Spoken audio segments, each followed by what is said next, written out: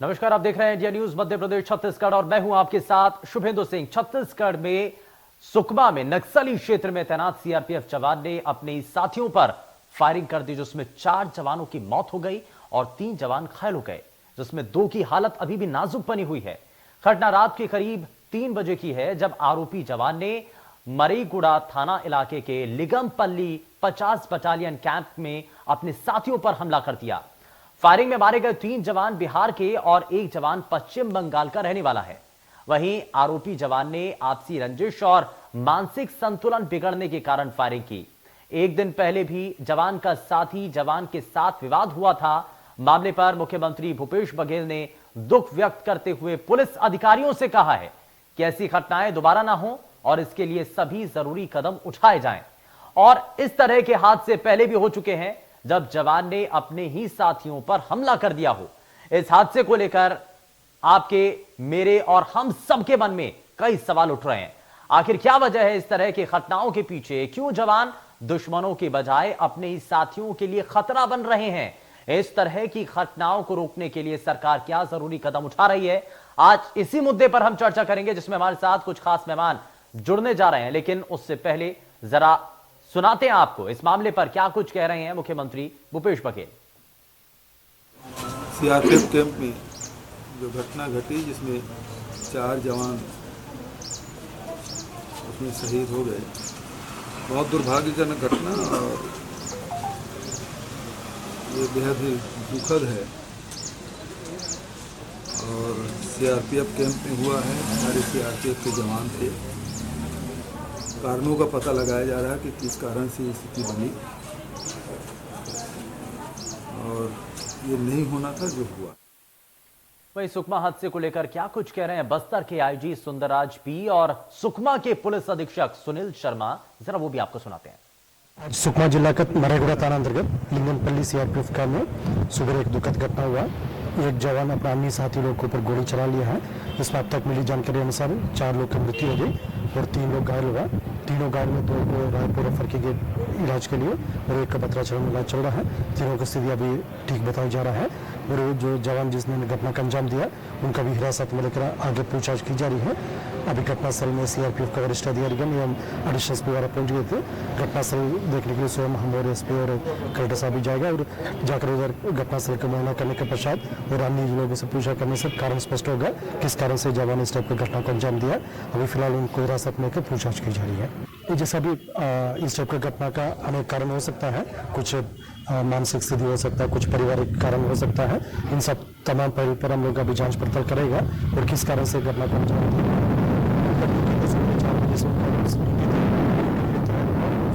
जाने के पहले बाकी लोग जो विश्राम कर रहे थे उनके ऊपर कुछ ऐसा परिस्थिति रहा होगा, कुछ मानसिक स्थिति रहा होगा। इन सब तमाम विषय पर हम लोग जांच पड़ताल कर रहे हैं। उसके बाद ही घटनाक्रम का पूरा कारण सामने स्पष्ट आएगा। मरेगुड़ा थाना अंतर्गत लिंगनपल्ली कैंप में एक जवान के द्वारा अपने साथी जवानों पे फायरिंग की गई है।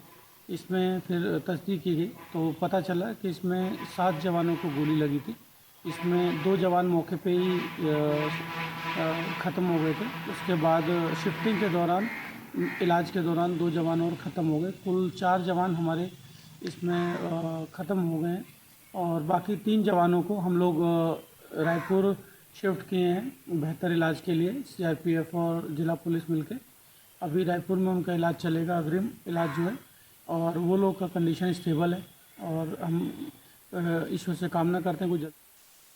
वहीं सुकमा हादसे को लेकर के क्या कुछ कह रहे हैं छत्तीसगढ़ कांग्रेस प्रदेश अध्यक्ष मोहन मरकाम और बीजेपी नेता और पूर्व मंत्री ब्रजमोहन अग्रवाल, जरा वो भी आपको सुनाते हैं। सुकमा में घटना घटी है, बहुत ही दुखद घटना है। जो जवानों के बीच में क्या विवाद था, क्या नहीं था, वो जांच का विषय हो सकता है और हमें लगता है इसमें जांच होने के बाद ही जो तथ्य सामने आएंगे उसी के बाद अपन कुछ कह पाएंगे। मगर सरकार इसको गंभीरता से ले रही है और जो जवान हैं उनको इलाज के लिए भी हर तरह से प्रयास कर रही ताकि उनको जो जवान हैं उनको इलाज हो सके। भाजपा ये भी इस ढंग से अगर घटनाएं घटी है तो स्वाभाविक है जो हमारे जवान अंदरूनी क्षेत्रों में पदस्थ हैं उनको कैसे राहत दिया जा सकता है, उनकी मानसिक स्थिति को भांपकर उनको हर तरह से सहयोग कैसे सरकार कर सकती है, उसके लिए पहले भी प्रयास होते रहें और आगे भी होते रहेंगे कि ताकि जवानों को छुट्टियां समय पे मिल जाएं और उनके परिवारजनों से मिल सके, उसके लिए भी सरकार प्रयास करेगा। जो हमारी सुरक्षा व्यवस्था में लगे हुए जवान हैं, उनकी मानसिक स्थिति अच्छी रहे, वो अच्छे तरीके से अपना जीवन जी पाए शांतिपूर्ण तरीके से, ऐसा वातावरण उनके लिए। तो यहां आपने अलग अलग राजनीतिक रूप से इस पर बयान भी सुने हैं। इस पे कांग्रेस पार्टी के नेताओं का क्या कहना है, भारतीय जनता पार्टी के नेता इस पर क्या कह रहे हैं, वो हमने आपको दिखाया। लेकिन बड़ा चिंता का कारण भी है, आखिर क्यों अपने साथियों के साथ ही जो जवान हैं वो इस तरीके से हमले कर रहे हैं और साथियों के लिए खतरा आखिर क्यों ये जवान बन रहे हैं, ये अपने आप पे बड़ा सवाल बना हुआ है।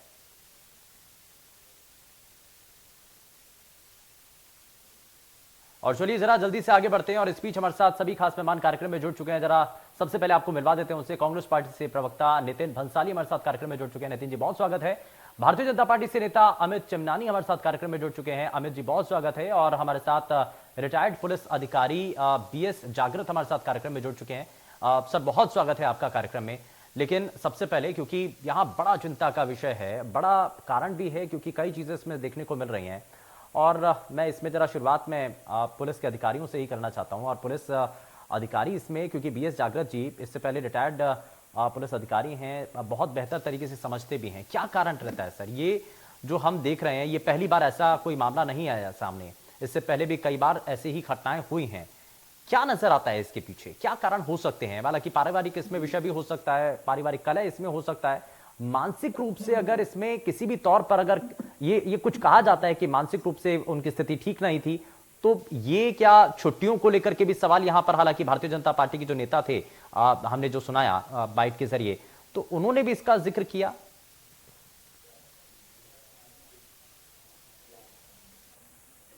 BS जागृत जी।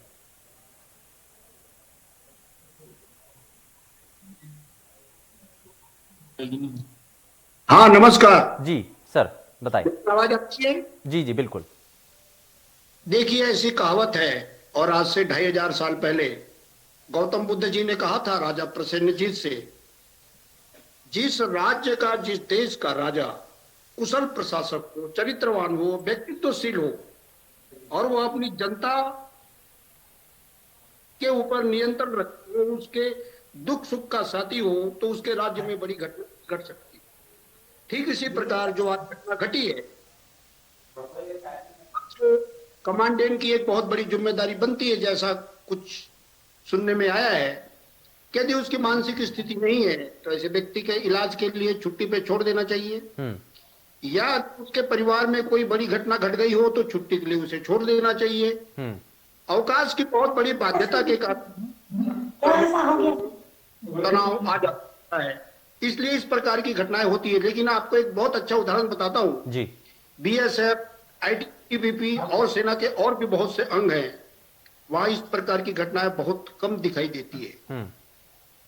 तो जो नियम है, जो छुट्टी के लिए बहुत से लोग आए हैं, बिना अपनत्व की भावना से पारदर्शी होकर छुट्टी पर छोड़ा जाए। यदि ऐसी शिकायत कमांडेंट को मिलती है कि कोई 8-10 जवानों को बहुत तेज बुखार है, उनकी मानसिक स्थिति नहीं है, तो उसको उसी दिन उपचार के लिए दूर भेज देना चाहिए, उनके अवकाश दे देना चाहिए। उनके परिवार को इंटीमेट किया जाना चाहिए ताकि वो अपने परिवार से मिल सके, इलाज करा सके, अपनी मानसिक स्थिति दूर कर सके। तो इस प्रकार की घटनाएं नहीं। ठीक है, यानी कि कुछ ये पॉइंट है। हाँ बिल्कुल, ये कुछ पॉइंट है। मैं वापस लौटता हूं सर आपके पास, लेकिन हमारे साथ नितिन भंसाली जी भी लगातार कार्यक्रम में है। सर सरकार का इसमें पक्ष क्या है? हालांकि मुख्यमंत्री ने कहा कि बेहद दुखद है और इस पर हम बारीकी के साथ देख रहे हैं, लेकिन सवाल तो कई हैं सर। अगर जो सैनिक या जो जवान हमारे राज्य की, हमारी सीमाओं की सुरक्षा करते हैं, तत्पर रहते हैं हमेशा, हर किसी बुरी नजर से हमें बचाने की, हमारे प्रदेश की जनता को, देश की जनता को बचाने के लिए लगातार कोशिश में रहते हैं, अगर उनके साथ इस तरीके से होता है, मानसिक रूप से अगर कोई दबाव बनता है और इसके पीछे अगर कारण छुट्टियां मानी जाती हैं, कोई और दूसरा मानसिक तौर पर दबाव माना जाता है, तो इसको लेकर के तो बड़ा चिंता का विषय है। बहुत ही हृदय विदारक, दुखद और दुर्भाग्यजनक घटना है। मैं जो जवान शहीद हुए हैं उनको इंडिया न्यूज के कवरेज के माध्यम से श्रद्धांजलि देता हूँ। साथ ही जो घायल हुए उनके उचित इलाज के लिए राज्य सरकार ने अस्पताल अधिकारियों को निर्देश दिए हैं। ठीक कहा आपने, घटना बहुत ही निंदनीय है, ऐसी घटना नहीं होनी चाहिए। लेकिन मैं ये बता दूं आपको, जागृत साहब भी बैठे हैं, कई चीजों को जागृत साहब ने भी अपनी सरकारी नौकरी में रहते हुए फेस किया होगा। देखिए, हिंसक हो जाना या आत्महत्या कर लेना ये किसी समस्या का समाधान नहीं है। अब जो जवान को हिंसक हुआ, वो सीआरपीएफ का जो कैंप था वहां पर उससे अचानक ऐसा कौन सा मानसिक तनाव था कि उसने AK-47 लेके अंधाधुंध फायरिंग शुरू कर दी? उसमें ऐसा कौन सा तनाव में था, डिप्रेशन में था, या ऐसी कौन सी बात थी? ये बहुत गंभीर जांच का विषय है। सरकार संवेदनशील है इस मसले पर, क्योंकि ये जवानों से जुड़ा मामला है, हमारे प्रदेश के, हमारे देश के।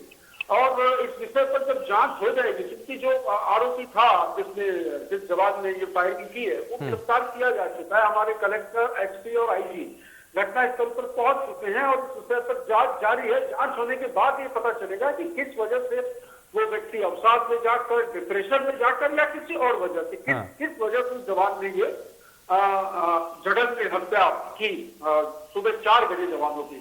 तो जांच के बाद ये चीजें क्लियर होगी और किसी भी तरह से इस तरह की घटनाओं की पुनरावृत्ति न हो, इसके लिए राज्य सरकार संवेदनशील है और आगे भी इस और ऐसी घटनाएं न हो, इस पर प्रयास किया जाए।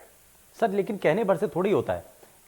बड़ी चीज तो ये है कि अब इसके लिए क्या बदलाव होने जा रहा है आगे ऐसी घटना, क्योंकि ऐसा मैं इसलिए कह रहा हूं सर सुनिए सर नितिन भंसाली जी, मैं ऐसा इसलिए कह रहा हूं क्योंकि ये बीजापुर के इसी तरीके से कैंप में हुआ, नारायणपुर के आईटीबीपी कैंप में इसी तरीके से 6 लोगों की फायरिंग के दौरान मौत हो जाती है। जगदलपुर हमले में भी एक जवान की मौत हो गई थी, एक शख्स इसमें भी घायल हुआ था।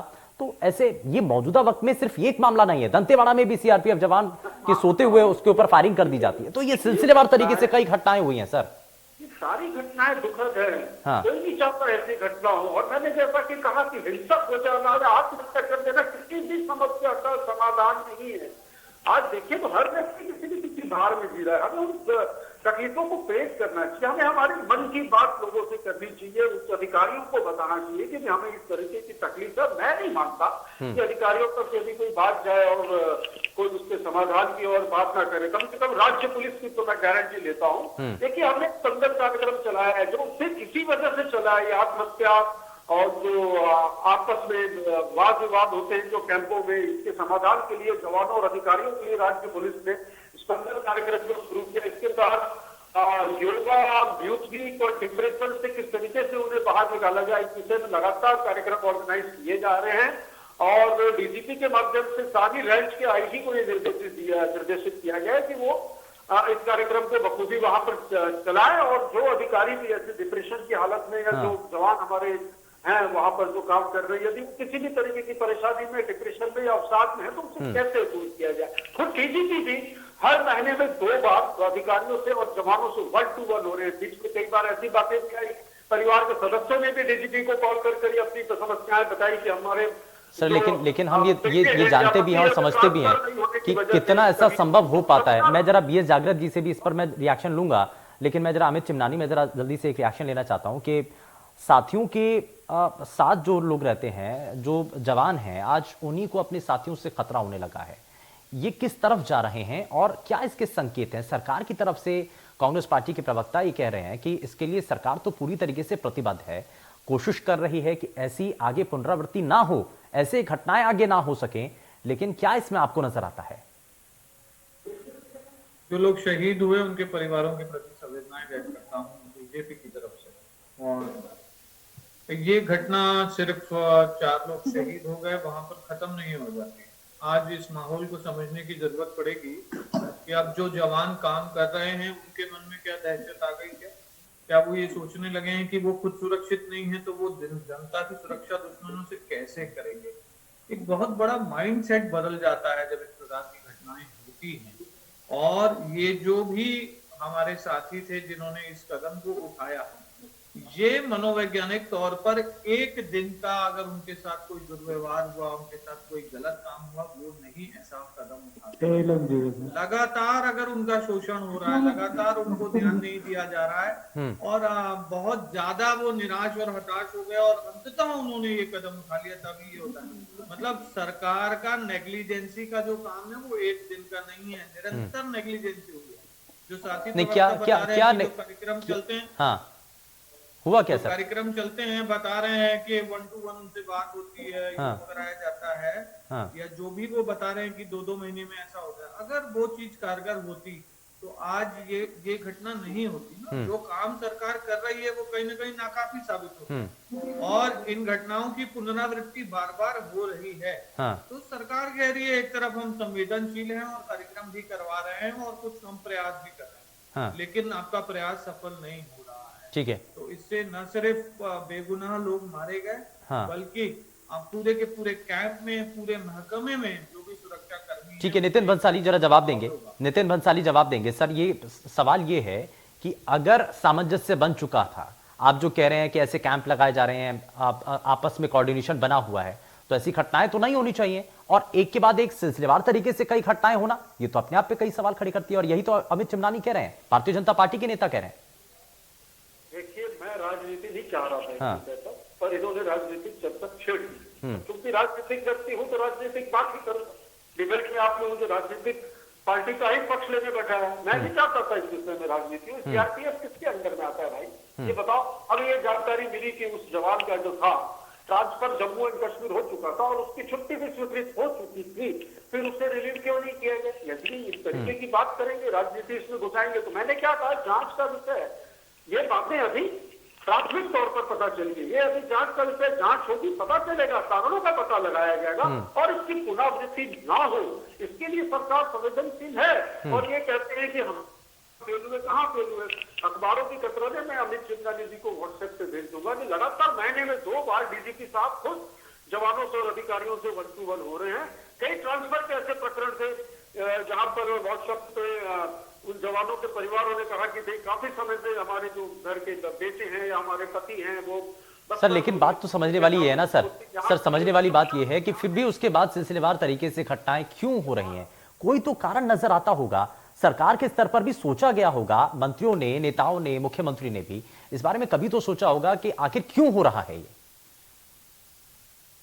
क्या चल रहा है। मैंने क्या कहा है, जांच का विषय है कि एकाएक सुबह 3:30-4 बजे वो जवान इतना आक्रोशित क्यों हुआ कि उसने अपने ही साथियों पर फायरिंग की। बहुत चिंताजनक बात है। ठीक है, लेकिन मेरा सवाल तो ये है ना बीएस जागृत जी, ठीक है सर, ठीक है, मेरा सवाल तो बीएस जागृत जी ये है ना कि ये पहली बार नहीं हुआ, इससे पहले भी कई बार ऐसी घटनाएं हो चुकी हैं, कई बार ऐसे ही मामले सामने आ चुके हैं।